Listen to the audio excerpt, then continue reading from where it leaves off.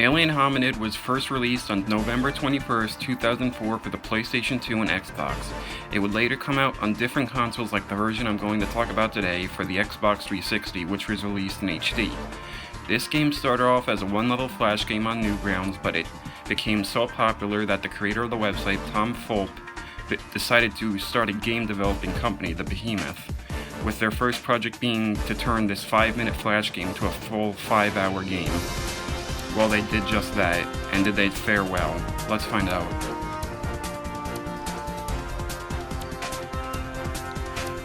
The story is straightforward and simple. You are an alien that got shot down by the FBI, and when you crash landed, they stole your ship.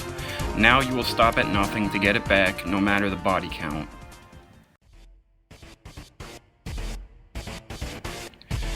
The graphics are of a cartoony style combined with an over-the-top violent edge.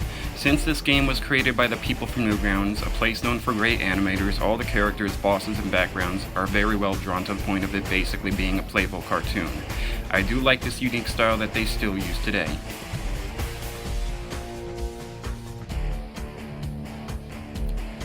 The game is your classic run-and-gun shoot-'em-up side-scroller. Your goal is to get to the end of the stage while enemies spawn non-stop that can kill you in one hit.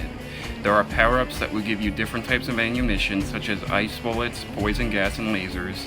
You'll also fight a gigantic bullet sponge boss and mini-bosses, as well as run over enemies while driving vehicles.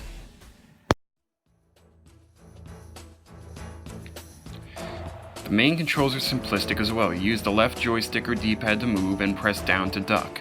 The A button jumps, the X button shoots, the B button throws grenades, and finally the Y button lets you enter and exit vehicles while the triggers let you dodge roll to the left or right.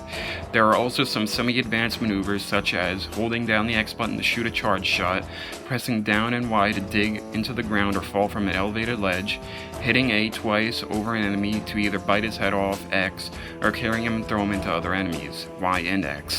While flying in the spaceship, holding A or right trigger will thrust you wherever you push your left stick or D-pad.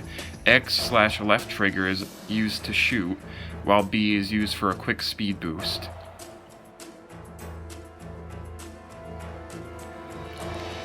There are 3 chapters in the game: Urban, Russia, and Area 51. Urban has you fighting against the FBI in the suburbs, the city, and on a highway.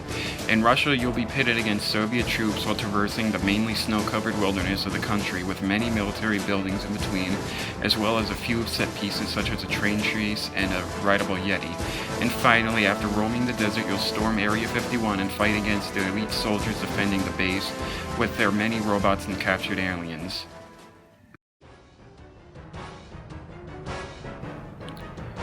Although there are 3 difficulty settings, easy, medium, and hard, regardless of which you pick, you always die in one hit, but there are some differences. Depending on which difficulty you pick, you either start with more or less grenades, lies, and continues, as well as get more or less ammo and grenades from power-ups.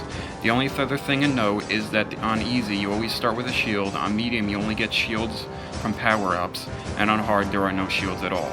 Having said that, the game starts you on medium, and I think this is the best way to play, but you can always change the difficulty on the main menu settings if you feel the game is too hard or easy.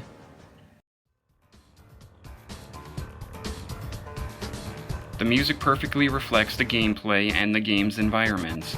Urban's music is all fast-paced rocking tracks, Russia's music is slower paced with heavy drum beats, and Area 51 has a mechanical rock vibe.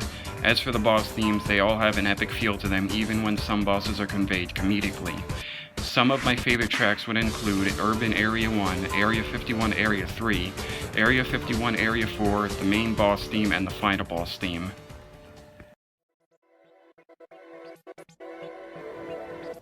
When this game released, it got good reviews and sold enough to get re-released to the Xbox Live Arcade and for the company to create a second game for the marketplace, which would become Castle Crashers. Castle Crashers would go on to become one of the most popular games for the Xbox Live Arcade and completely overshadow this game.